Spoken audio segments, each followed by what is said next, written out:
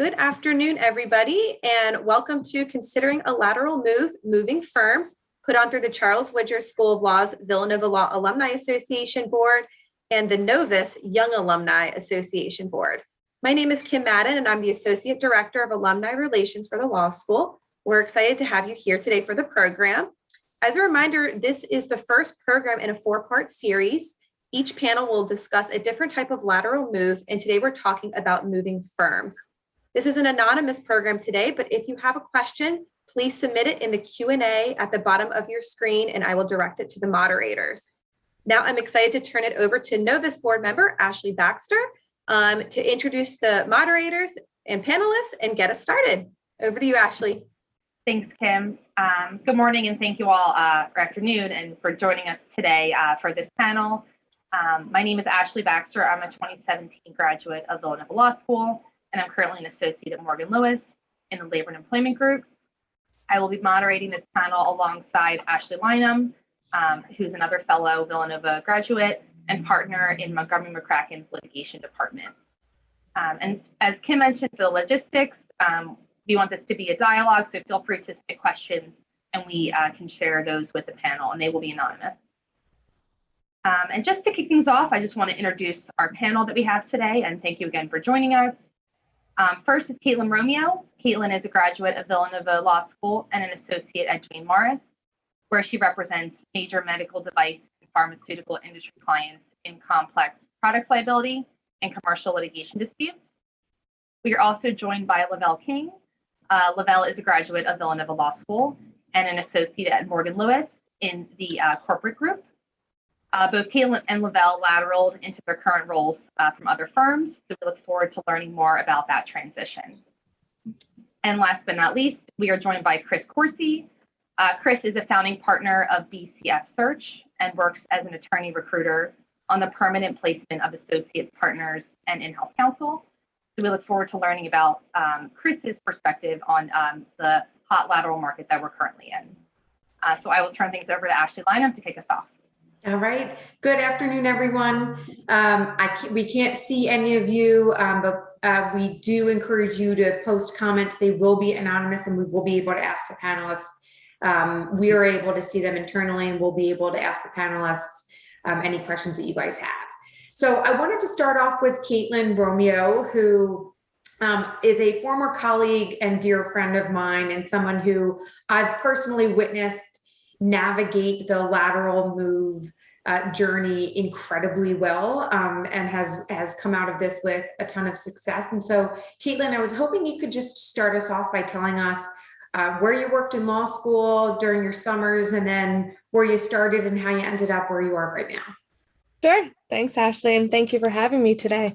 I certainly did not take the most direct route to where I am now, but I wouldn't have it any other way. So as both Ashley said, I graduated from Villanova in 2017, and I actually summered in the summer of 2016 at Bennett Bricklin, mainly litigation and insurance defense work, but I was actually lucky enough to start out in toxic tort. I didn't know necessarily that that was something that I wanted to do, but I was lucky to, work with a group that summer that I became close with, and then was offered an associate role upon graduation. So I was at Bennett, I'd say for about a year and a half, when I started to realize that I really wanted to move into more pharmaceutical and medical device litigation. Particularly because toxic tort, a lot of it is, it's mainly right now asbestos and talc, which have been around for a very long time. This is litigation that, is it's been done a lot, and it was difficult to grow in for me at that time for what I wanted to do. So I had the opportunity to join a Maryland-based firm in their Philadelphia office doing pharmaceutical work.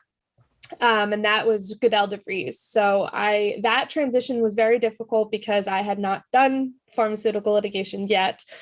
And that was a lot of, speed up and a strict learning curve, but I was able to navigate that around 2019. And in 2020, I was informed that our firm was actually moving, our office was moving to Shook, Hardy and Bacon. So that was definitely an interesting experience because, as an associate, we weren't necessarily privy to those conversations. And we were given the option of either moving to Shook or not. So I did take that opportunity to do so. And then once at Shook, I was lucky enough to be able to also delve into commercial litigation. So like I said, this is not a typical path. But once at Shook, it was 2 weeks we started and then the pandemic. So it was a very difficult transition because I had 2 weeks to meet everyone in that office, get my name out there and my face out there, grab as much coffee as we could, and then the shutdown. So that was very difficult for me because I'm a people person, and, a lot of building relationships takes FaceTime, which we weren't able to have. So we had to get creative. And in that time, I realized that one of the things I loved most about my first firm was that it was the central hub in Philadelphia. And I really missed that in Shook, it was a satellite office of Kansas City, where its main central hub is located. So once again, I geared up to make that lateral move. And it was scary because, at that time, there were pay cuts, there were layoffs. It was just a really difficult time in the legal market, particularly for litigation, which is what I do. So I actually worked with a recruiter who reached out to Duane Morris, and we went through that process. And I think Chris can speak to this too, but it was actually a really good thing because, when you look at my resume, it 3 firms in whatever 4 years, that doesn't look great. Maybe, like you could be labeled as a job hopper, which was something that I did not want because I am loyal to the firm, to the people I work with. As Ashley said, I worked with her and we're still very close. So those relationships and connections mean something to me. But my recruiter was able to at least get me in the door and explain, hey, I've only moved once. My second move was not necessarily my choice. And this is where we're at. So that landed me at Duane Morris, where I am now, which I love, also in a pandemic. So that's been difficult, but it's certainly something that you should not be afraid. I know if I had not taken my shot at Duane, I might not be here right now. It honestly, I swear probably around this time last year was interviewing, and I told my husband, like, this is my dream job. Should I go for it? And he said, why not? What do you have to lose? Someone sees your resume and throws it in the trash. Okay. But I took the shot and it ended up working out. So I definitely think if you haven't taken a traditional path and you haven't had a straight route, you go a little circuitous, there's nothing wrong with that, and it can still land you. You shouldn't let that dissuade you from trying. So I have a couple of follow-up questions, and the other panelists, Chris and LaVelle, feel free to jump in as well if you guys have anything to add to this. But a question for you, Katelyn, is when you were at Bennett Brooklyn, so you'd spent, both summers there. I know that you had close relationships with everyone, including me there. And I know it was a tough decision for you to leave, but you've sort of very clearly articulated that you found something that you really enjoyed doing, and you wanted to find a platform that helped you continue to seek that type of work, right? So, and you did that. How did you do it? Did you, just look online? How did you sort of begin figuring out where to go, especially when you're sort of that early in your career? How did you take the first step? Sure. So, at that time, it was one of those things where I wasn't critically unhappy, but I always try to keep a line on what's out there, what's going on. And I think the most invaluable resource I had was the alumni network and my class year. So I actually reached out to people who I went to law school with. And it's funny because the longer out we are, it seems scarier to do so if you haven't spoken to people in a while. But I've found that I and others are always willing to help. And even if it's something as simple as, hey, do you know of any openings in your firm? Sure, yes. And then that's a way in, that's a recommendation. So I'd say the most critical thing I did was actually reach out to Villanova alumni, people who were still at their jobs, people who were lateraling, and just see what opportunities were out there. Pharma is a strange niche thing. particularly med device. So when I realized I wanted to get into that, I had absolutely no idea where to look. And it was funny because my husband was actually looking at the time as well, and he ended up going into a clerkship. But, we went to school together, so he had that alumni network, and he was the one who actually had a colleague tell him about the job at Goodell. So I think the most important thing you can do is do not be afraid. Reach out to people. Go on LinkedIn to people that are in your network and are at a firm that you might want to be at. Grab coffee. There's nothing. I've never met a person that was like, ew, who are you? No one's ever going to do that. Everyone, I know that people that I've reached out to in our alumni network, not even in my class here, are very willing to talk, to help. And I think that was the most important thing that allowed me to find those opportunities. I couldn't agree more. I made a call yesterday to someone that I have not spoken to in 10 years. And they called me right back. Right. So, and it felt as though we hadn't skipped a beat. We caught up in our careers. And I think sometimes it's easy to take for granted that we all appreciate that our lives get in the way, but the sort of commitment to each other as a community is very much still there. So you had this concern, and you and I had discussed this personally, that you would look like you were hopping around, right? And here you are, you're at Duane. So safe to say you didn't feel like in that process, anyone actually viewed you that way. What do you have that you can share with the group about sort of why it is that we have those fears when we're making decisions, and then what is reality like versus your perception of it? Sure. So I definitely think that I personally had that perception, whether or not it was warranted. And as we discussed last year, when I was thinking of, applying, during my interview process, it was constantly in the back of my mind. So much so that I really did almost not apply, because I thought, well, I don't want to be disappointed. I don't want to take time off from my billable hours to do these interviews. And I look back now and I can't believe that I ever would have taken myself out of the equation before I even put my foot in the door. So I think a few things helped me along the way. One, as I said, I did have a recruiter, which I think is helpful because he could at least explain my story before they knocked me out for consideration. And then once I had that opportunity, I will say that was definitely a question in my interviews. Like, you're young, you've been a few places, what's going on? And, I think one of the most important things I learned was that I do have a narrative, I do have a story, and I need to be able to articulate that in a job interview to get it across that I'm not just trying to leave every year. So for me, it was, listen, I started out, I was very lucky to be in toxic tort. I didn't want to do it, and I did something else. And that's a story that people can get behind, because you only know that through practice and through really being that type of attorney.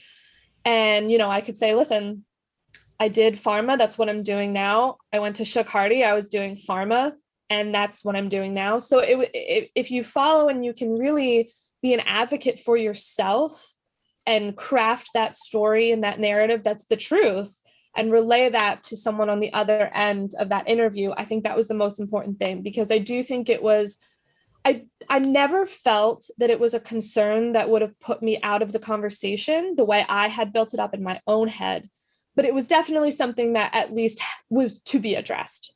Right. So I think if I had advice, it would be, one, don't take yourself out of the equation because of it. Don't let that be a barricade. And two, advocate for yourself and don't be afraid. Own it. I was unhappy, and so I took control and I left, because that's what I wanted for my career. And one of the most striking points I was told in my interview later was that I really expressed that I wanted to find a home, and that I wanted to have a place where I could be and I could make my career. I just hadn't found it yet. And I think that really resonated, because it was like, okay, she's definitely moved. She's not really looking to move again in the foreseeable future. We can deal with that. So I think that really advocating for yourself, being able to own your own story, was really important in my experience. I've got one other question for you that came in from the audience, and it's very practical. The question is, do you have any tips for applying and interviewing while still working at another firm? And we're all nodding right now because, and in particular, I think when you're at a firm that builds, right, it's exceptionally difficult to find the time to make yourself unavailable for periods of time, both to work on the process and also to appear for an interview. Do you have any tips to share in that regard? Sure. So, as silly as it sounds, people can see your calendar. So obviously block off that time. Or even, if you have Jabber, Skype, do not disturb. People don't know your entire schedule. You could be at a doctor's appointment or a deposition. Like, people really don't know. So that's definitely a fear and a valid concern. I remember almost to the day being in that position right now. What I really tried to do was, for me, mornings are bad. I wake up and there's a lot of emails in my inbox. It seems that the partners want to know what we're doing right in the morning. So for me, I told Duane that, and, a lot of my interviews were in the afternoon or a little bit later, and they were okay with that because these are working people too. So, they're busy, they're taking time and carving time out of their own days. So don't be afraid to say, because you obviously want to get in there as soon as you can and make it work and be amenable, but these people understand. So if you very clearly express, I am available on Wednesday and Thursday, but I probably will not be available until 3 p.m., they'll be okay with that. And if they're not, they'll tell you. So I'd say really try to work around your own schedule when you're a little bit less busy, have some flexibility, even if that's lunchtime, even if that's 12 to 1. Mark off that time in your calendar and really just don't be afraid to tell your interviewers when you're available. Because like I said, if that doesn't work, then they'll do a Saturday. They'll make it work. If they want you, they'll find a way. So practically, definitely look at your schedule, block off the time, and don't sweat it, because if you're out for an hour, no one's going to be asking where you were. It's just not. We create these fears in our head. Yeah, we do. I also have something to add, Ashley. What Katelyn said, I thought was very spot on. When I interviewed at Morgan Lewis, it was during COVID. So I had the benefit of doing virtual interviews, which was beautiful. I remember when I was in the office, a couple of my colleagues were interviewing and we never really wore suits to work. We had a very casual dress code. So you stood out like, a sore thumb when you were coming into the office with a suit on. So definitely take advantage of this remote work environment. Even if we do go back into the office, I don't think it's, a red flag if you were to ask your current employer to have a day off or to work remote from home so that you can accommodate those schedules. Another point is try to break up those schedules if you can for those interviews. I was asked, I had several rounds of interviews, which is pretty customary for laterals. If you can break them up into an hour or an hour and a half chunks, that I think is a little bit more manageable instead of going with a 6-hour block. I think those sort of tips will help you lessen your anxiety, because you do want to make it very personal and also very confidential. And if there are people who are at the firm that you're interested in lateraling over that you think can kind of blow your cover, just ask HR not to be paired with them, not to have them as your interviewer. And I think people are very understandable of that, because you'll find that the market is very, very small. Everyone knows each other, and, we try to maintain confidentiality, but if there is some concern that you have, don't be scared to raise that. If I could add in too, just echoing off that, we've probably conducted over 300 interviews for candidates this year. All but one of them were remote. So we had one who was relocating, so they wanted to go to the city and meet the folks in person, so they did that. But what that allows is to compress your time you would need to go and dedicate to interviewing, right? So almost always in initial lateral interviews, they're anywhere from half an hour to an hour, typically with a partner, sort of get a feel, the candidate get a feel of the firm and the firm to get a feel of the candidate. If that progresses well, then you would do a longer second interview could be anywhere from an hour and a half to 3 hours, depending on the firm. But again, almost always remote. So that's the environment we're finding ourselves in. So you're certainly able to have more time to do that. But I also tell candidate assistants when I talk to them all the time, this is an important thing, right? You're looking for a reason, right? There's a reason that you want to look and interview. And so you have to dedicate the time to do that, right? In terms of prep. Now, you have to be mindful that you have a job. You have to dedicate hours to that as well. But if you're doing it on your own or with a recruiter, you can always set your schedule up so it's going to work for you. And if you have to push it to the next week, the firms are going to be okay with that. Right. So it's always your time. They'll work around it. I don't like to do Saturday interviews like Katelyn talked about. But other than that, during the week, there's almost always an opportunity to have a time. And then lastly, Katelyn mentioned something, and I think it's important also to talk about in terms of the experience of going in and asking really good questions as a candidate to sort of understand the firm better, right? So this is a very different interview process as a lateral than it is an OCI, right? So a lot of us have had that OCI experience. I certainly did, when I was interviewing at firms coming out of law school. That's really about going in. Everyone needs a job, right? So you're going in. It's all about sending and trying to dazzle the firm to make you an offer. Once you've been working for a year or 2 years in the field, you sort of understand the things you like about where you're at and the things you don't like about where you're at, right?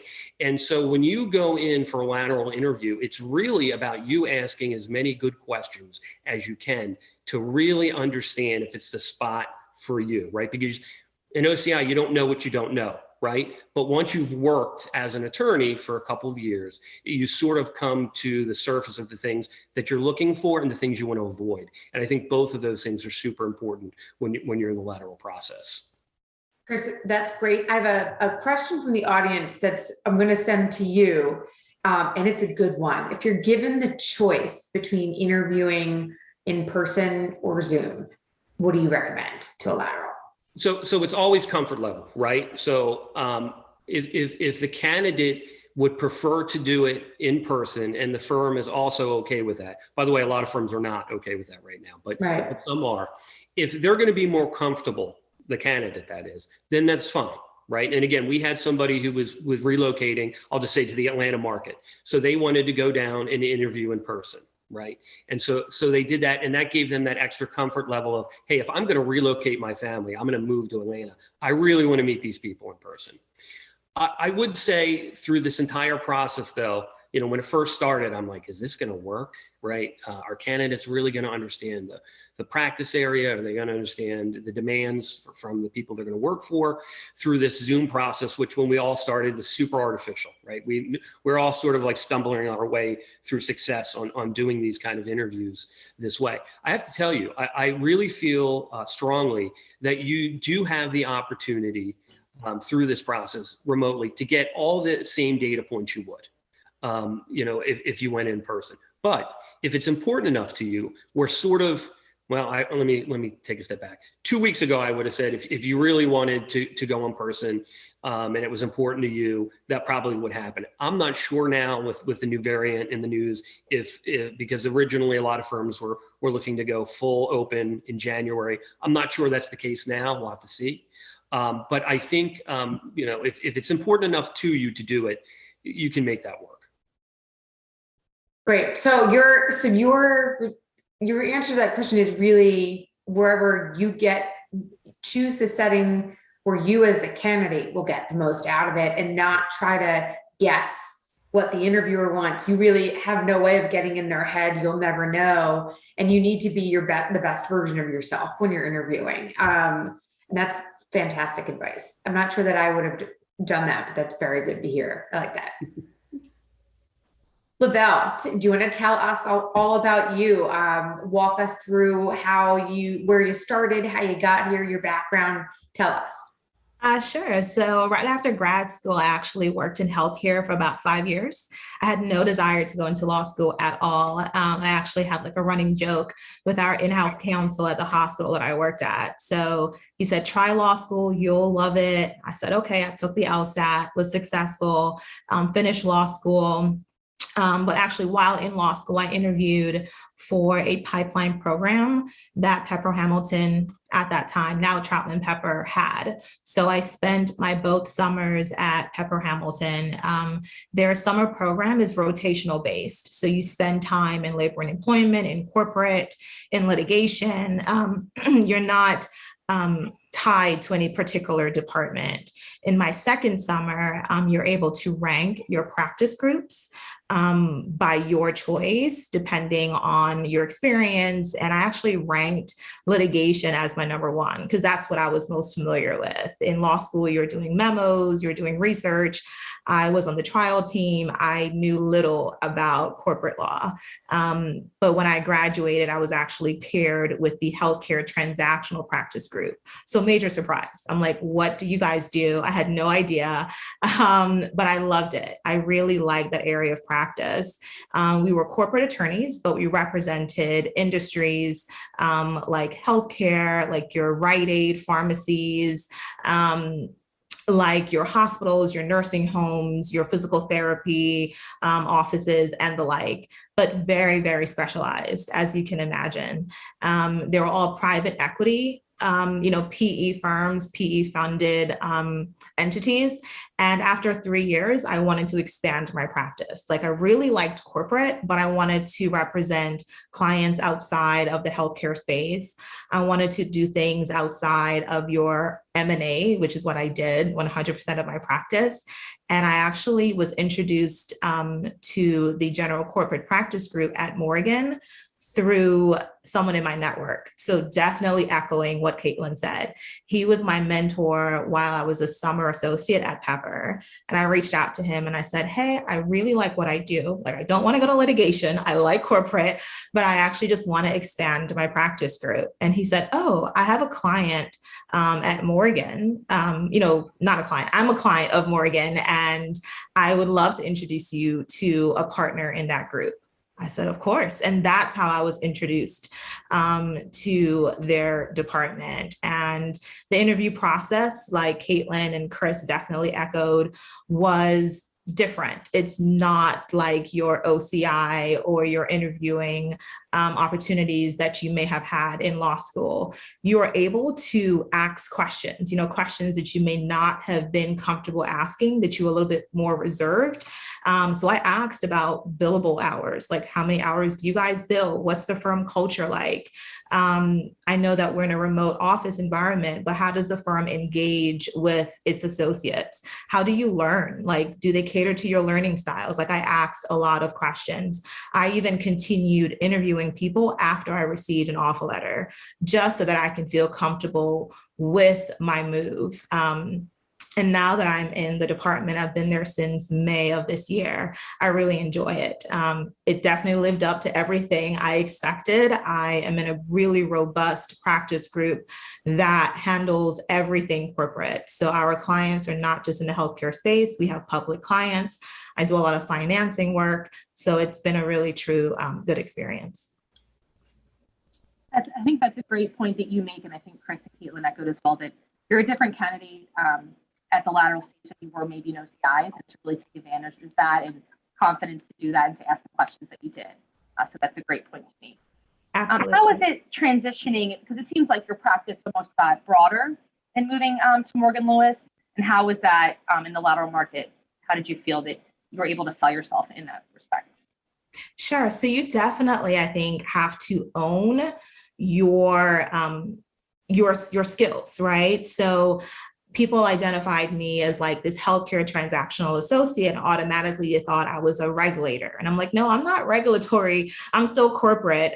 So having to say that, having to really own my elevator pitch, having to really tell people exactly what my skills are and don't discredit myself. Like, this is what I have. I'm not going to highlight what I don't have, right? Like, I'm very strong at diligence, which is something that all corporate attorneys, you have to sort of own. And that's expected of you in your second and third year. I'm really good at speaking with clients, and you really have to really master those skills, and being able to articulate that to your interviewer, I think, is very important.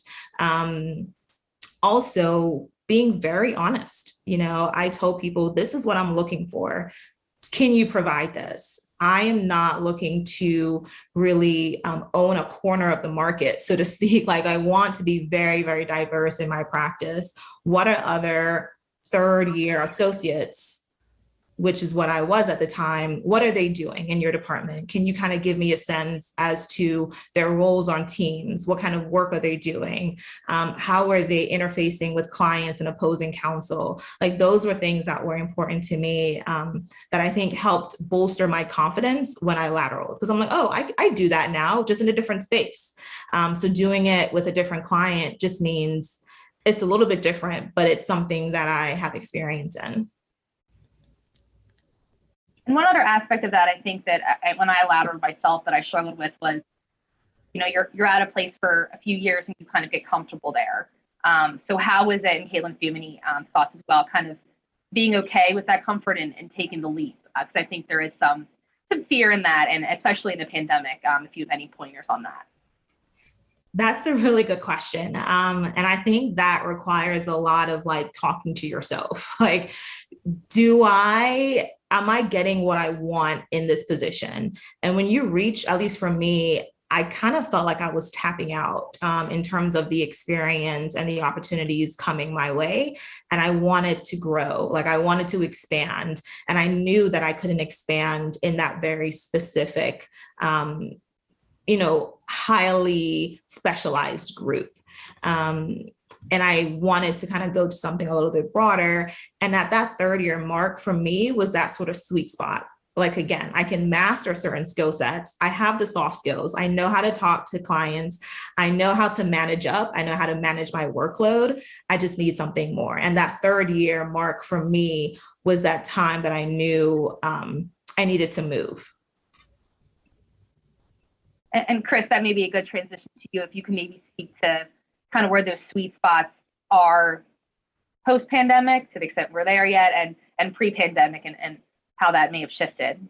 Sure. Yeah. So pre-pandemic, I think the two spots we saw associates move the most were right at the 2-year level of experience and at the 4-year level of experience. And the reason that it was twofold.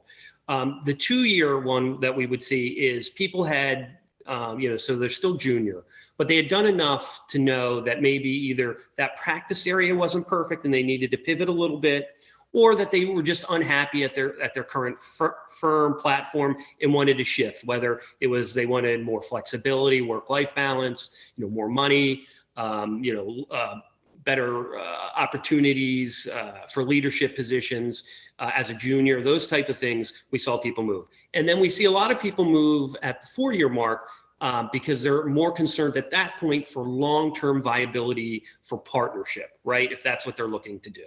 And so sometimes they say, if I don't make a move by the 4th year, then as a 5th year or 6th year, if I try to make a move, firms might think to themselves, some of which is true, some of which is not true, that, oh, that person's probably leaving there because they're not going to make partner, and they know that, right? And so that can be sometimes an optical issue, the candidates. So that's traditionally where we saw candidates move.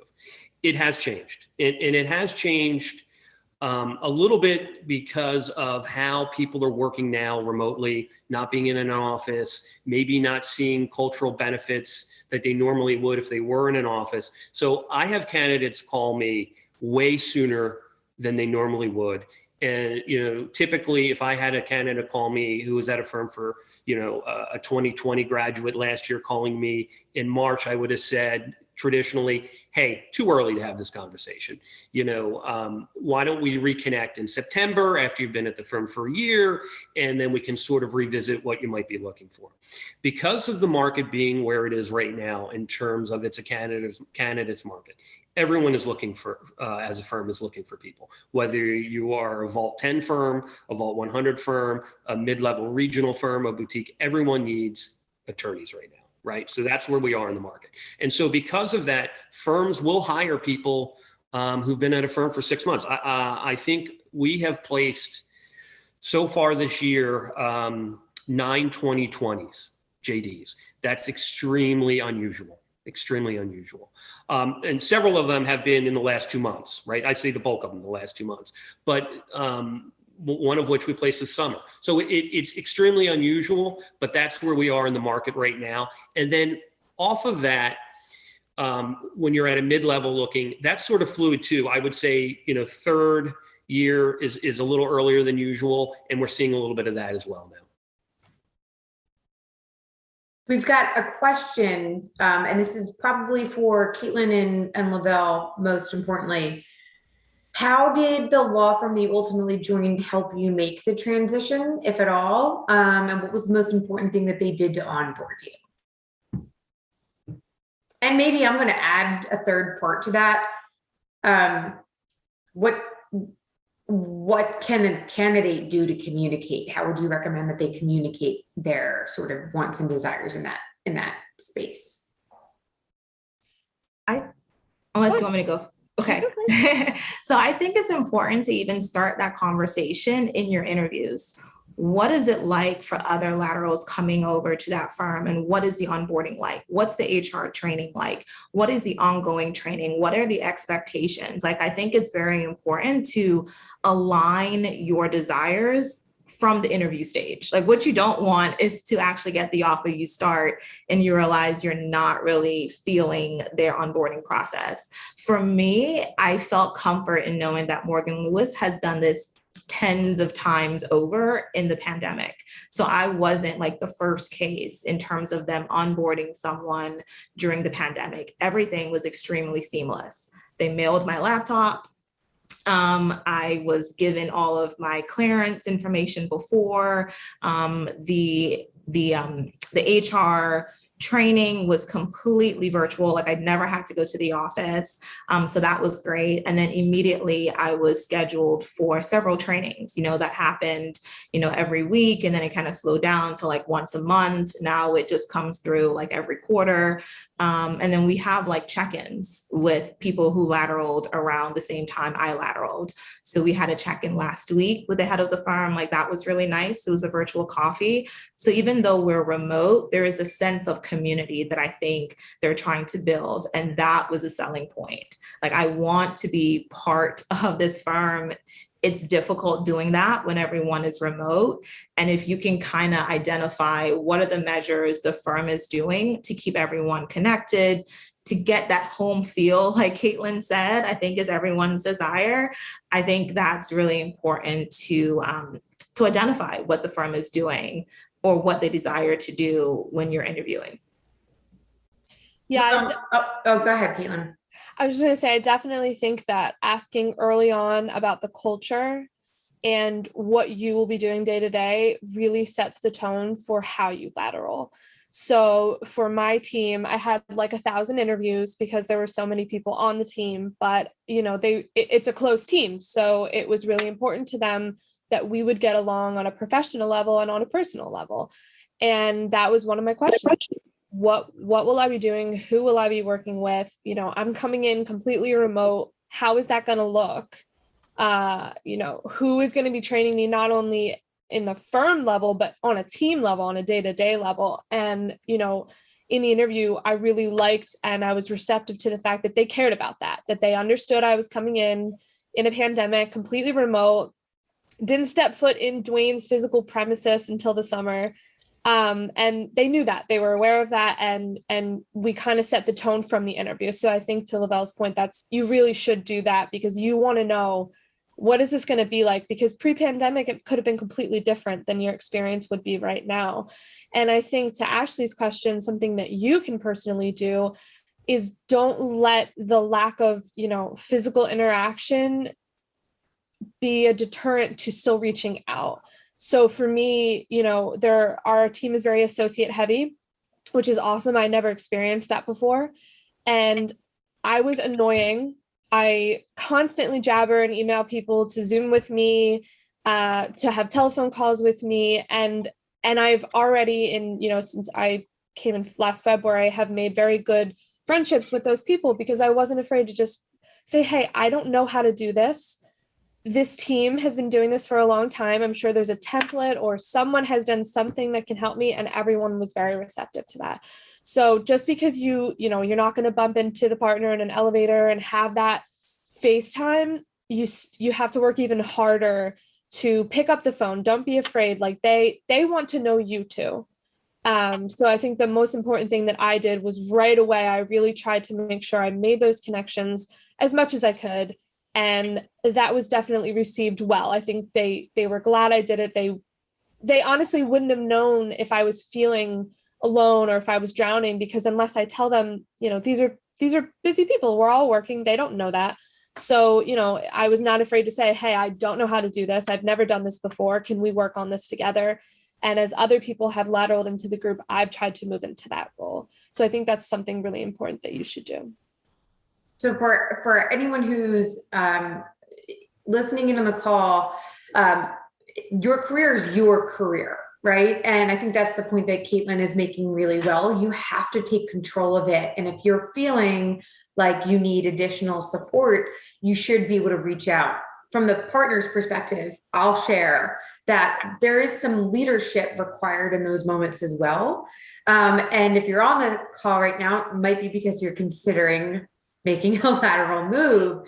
And a good question to ask yourself is, am I the only person working at the relationship? Because as someone who's in charge of a team, it matters enormously to me to know what's going on with them every day. And sure, I get busy and sure, I get caught up, but I still find time, right? And I do that because I deeply, deeply care about the people that I work with. I couldn't get through the day without them. And they matter to me. And I want to make sure that they're happy and that I'm there for them when they need me, not just when I need them. And if you're finding that you're in a position where you're doing all of the work, it might be time to call Chris. It might be time to get on the horn. So here's a specific question, I think, for you, Chris.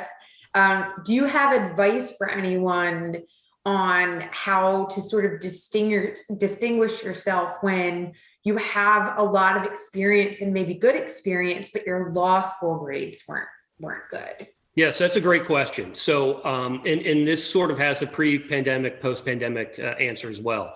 So I'm working with firms that previously, pre-pandemic, wouldn't even talk to candidates who had a C on the transcript. Those same firms now, quite literally, would talk to candidates with a C of C's on the transcript. And it's for a couple of reasons. There are just not enough people to fill positions. So that's one thing. But I think the other thing is some firms have determined at some point, right? And again, all firms are different, but some have determined law school grades are of course important, right? But they're always come with some kind of context, right? And so if there's context that can explain what those issues were at the time, and then it's viewed in a prism of what you're doing now and your experience level now, it's not as, I guess the word I would use, it would dequalify you before. That is not the case now, right? So again, it's something that you're going to have to discuss during the interview process. It may come back. In fact, my partner had a candidate for a position where this just came up 2 weeks ago. So it's something that may come up, but I would never say now exclude yourself from opportunity because of it. But you're going to have to go in and discuss it and be open about discussing it. And, there's always a lesson learned when you have those kind of situations, particularly, frankly, if the grades weren't great 1L, which is what a lot of firms look at. But then 2L and 3L, you see steady improvement. A lot of that can be because of, going into law school is very, depending on where you're coming from, and this gets into diversity and equality and inclusion, sometimes where you might have gone to undergrad didn't prepare you as well for law school as others, right? And so there can be a transition that first semester 1L, the second semester 1L, that people have to dig out of, right? And so I think firms are more open to that discussion now than they would have been pre-pandemic. One thing I did want to talk about, because both LaVelle and Katelyn brought up culture. And I think one of the things that's hardest to do when you interview is, it's very difficult to be in an interview and say, tell me about your culture, right? That's not a question people really know how to answer, other than they'll say, oh, we're really collegial, everyone likes one another, we get drinks every once in a while, right? That's not a real answer. So what I tell candidates to do, I give them 3 questions to ask when they go in for an interview.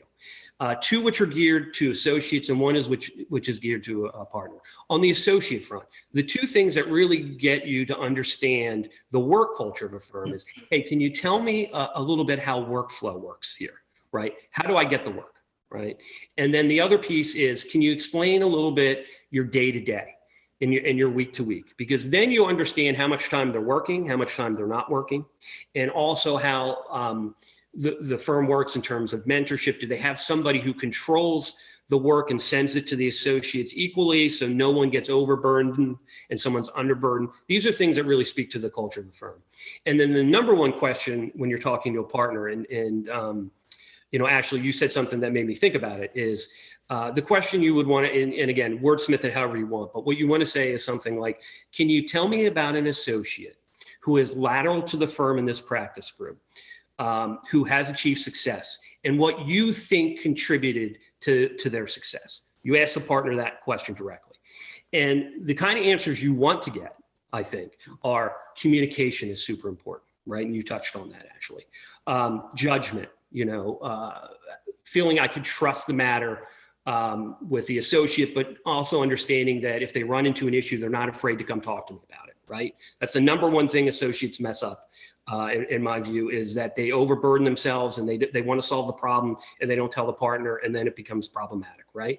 And basically the quality of the work is another thing, right? Those are answers that tell you what the firm is looking for. I'm going to use an example because this is an actual answer. A firm in New York gave a candidate, and when the partner was asked that question, they said, oh, we had a candidate come from X firm, and you know, right away, I think their first year they billed 2,300 hours, right? In his mind, that was what a good associate is, right? A fungible, billable hour. That's not good culture, right? And so knowing that going in is something super important. So these are questions you should ask, you know, during the interview process. Some recruiters will tell you, oh, don't really talk about billable hours because then it's going to put the idea in their head that you don't want to work really hard. I push against that. I hard disagree with that. If you know what you want to do in terms of billable hours, you should bring it up during the interview process. And it's always in the way you shape conversations, right? Say, I tell candidates, say, listen, just so you know, I'm a hard worker. And the reason I'm asking the question I'm about to ask is I want to make sure I can maintain, you know, work and life. And so I'm looking to work around 2,000 billable hours. Is that realistic here? You know, is that something that will work? And then I think the partners appreciate that because they'll be able to understand if they can or they cannot, and they can communicate that with the candidate. We actually had a question come in about working with recruiters. So I don't know if, Chris, you can maybe speak to that process, and also Katelyn, from your perspective, since you used a recruiter, how that process was and that engagement. So just generally, the way it works, normally recruiters will find you. You don't have to find recruiters. So you'll either get an email or a phone call.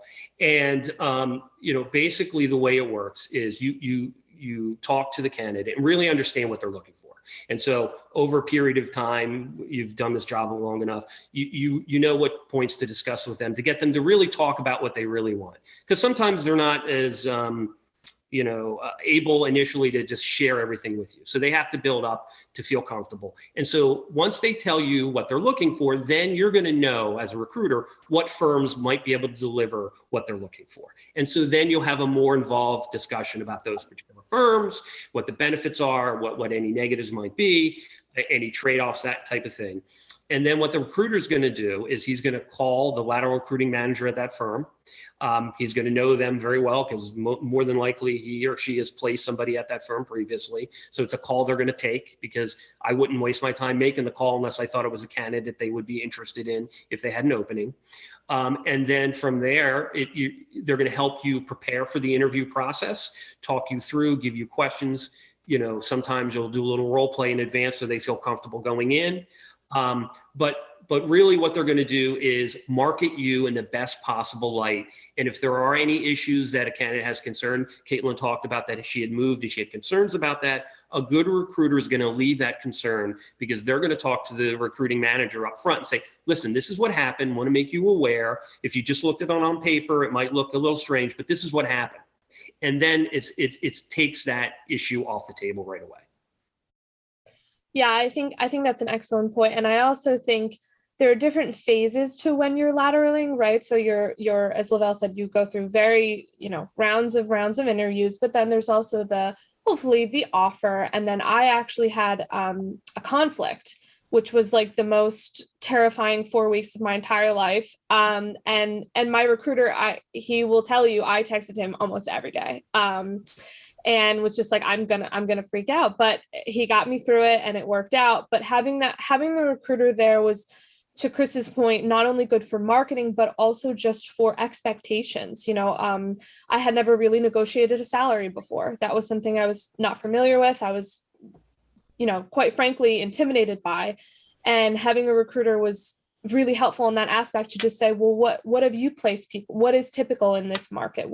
And then he would ask me, well, what do you want? What are your expectations? So I would definitely say that I don't think if you're not comfortable working with your recruiter, I don't think you're going to hurt yourself, but I think it can only help in doing everything that you can. I mean, I can shamelessly say that Chris worked with my husband and actually placed him at his firm, which he absolutely loves and is thriving at. So I like Ashley said before, and I think LaVelle as well, it is a small community. So even if the recruiters don't come to you, ask someone, have you ever worked with a recruiter? Did you like them?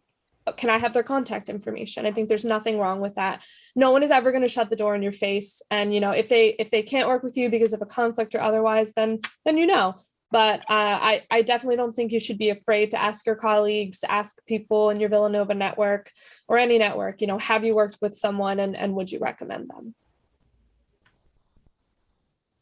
So, Chris, do you find that most of the candidates that come to you have a sense of where they want to go, or do they come to you looking for some guidance saying, I'm unhappy with A, B, and C. Where do you think I might find happiness? I mean, both, quite frankly, right? It's a great question. But I have candidates literally who will call me and say, hey, I got your email. I have to get out of here immediately. I can't do another day of this. I'm at my wit's end. And, for whatever reason, typically it's an hour push in that instance, right? If somebody, can you please help me? I want to go someplace where I can have better work-life balance, right? So I get that. But then I have people who are, hey, I've been thinking about this for a long time. I'm not even sure if I'm ready to look right now. Can you talk me through the process? These are the things I like. These are my pinch points. Can you sort of help steer where we might go? What if I wanted to go to another market? Do I want to pivot my practice area slightly? So, those are much longer conversations, right? And I would say, just like anything, you're going to work with people who are moving for all sorts of different reasons. So oftentimes I don't say often, but this has happened where a spouse or significant other is taking a position and they have to relocate. And so the candidate will say, hey, I'm thinking of relocating, but we're not going to relocate until September of next year, and say it's January. Should I start looking now, right? And the answer is maybe, right? Because law firms, as we all know, they will make offers and they'll keep them open for periods of time if they view it as an opportunistic hire, not as a triage, I need somebody right away kind of hire, right? And so I think truly. So we're almost out of time. Do any of the panelists want to share any sort of parting words of wisdom with the group on moving firms? What I would say is, particularly in the Philadelphia market, right? Philadelphia is a huge legal market, right? But Philadelphians are provincial. And we've bumped into this several times during the conversation. But it is a legal market where people tend to know one another. So as Katelyn has said, and as LaVelle said, and both Ashleys, you really do want to mine your connections, right? So if you're thinking about making a move and you want to talk to somebody who has done that recently, I guarantee if you go to your LinkedIn, you're probably going to find somebody that did that, right? And so don't be shy about hitting them up with a LinkedIn message. Hey, I saw that you moved recently. I'm thinking about doing that. Could you talk to me a little bit about that, right? And then if you talk to a recruiter, I have candidates that talk to me and say, oh, I want to go to a specific firm. That doesn't happen quite as often, but it does. Oftentimes I'll say, hey, I placed somebody there a year and a half ago. Would you like to talk to them outside the formal interview process, right? Just to give them a little bit more confidence that the person is being completely transparent with them, because there is nothing involved in the interview process, right? So I think look at your LinkedIn, think about who you might know, and really that's the best starting point. And then if you have general questions and you want to call a recruiter who's in that market, they're going to be able to answer those general questions for you, no problem. Yeah, I think that's great advice. And if I had anything else to impart, I think one of the most important things you can do when you're considering that lateral move is to have an open and frank conversation with yourself about what you want. If all you know is that you're unhappy in your current role, fine, but also know, where do I want to go? Am I going here because I think it has name recognition? Am I going for the right reasons? I think it's really important to think about what you value. Before I went to Shook, I don't think I ever would have realized that firm culture is extremely important to me, because I had always been lucky to have mentors, to have great colleagues. I had never really been in, a remote office before. So I think it's really important to recognize where you are. As LaVelle said, if you're a third year, fourth year, whatever, do you want to be at a firm? Do you eventually want to go in-house? It's never too early to start thinking about that and to be honest with yourself. And frankly, even though making the move is hard, I would say that it is 100% worth it. If you are unhappy in your career and you're this early on, even if you think it's too early, it's not worth it. The transition, it might be difficult, but you will be a happier person and you'll be a better attorney. So I think the most important thing you can do is be honest with yourself and not be afraid to ask for what you want. Katelyn actually took my point, because I think that's super important, is to really know what it is you want. Even if you're not quite sure what you want, but you know that where you are is just not ticking the boxes off for you, that's an okay feeling to have. Just act on it, right? Don't sit there and just pretend to be okay. But if I had to give another tip, it would be preparation. Preparing yourself for a lateral interview is very, very, very different.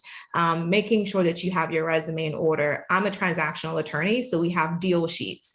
Asking that recruiter, I'm sure Chris has templates that he can provide to you, doing practice interviews, really honing in on your elevator pitch. It really takes a lot of preparation because you're still juggling a full-time job. So as much as you can do to prepare in advance, even if you're not sure exactly where you're interviewing, having those documents in order, perfecting that skill of interviewing, I think will take you a long way. One thing I want to leave everyone who joined us today with is a quick reminder that today's panel was put together by another resource that we didn't talk about enough, which is the Villanova Law's Alumni Association. Ashley, Baxter, and I are both members of the association. Ashley through Novus. Myself, I've been a member for many years. And I want to remind everyone on the call that this is a group of alums that are here for each other and you. I know when I was graduating law school, there was tons of help. We had a career strategy office. I had professors who were invested in me. And it was a moment where I may have been scared and confused, but I definitely wasn't alone. And later on, as you start to consider a lateral move, it sort of switches in the other direction, right? You have a sense of what you want or what you don't want, and you aren't confused, but you do feel alone, and that you're not. The Alumni Association is here for you. And the members of the board in particular are from everywhere, and we know people everywhere. And we can help connect you to the right people to get the right answers, to help you make the best decision possible. Our director, Kim Madden, just put up a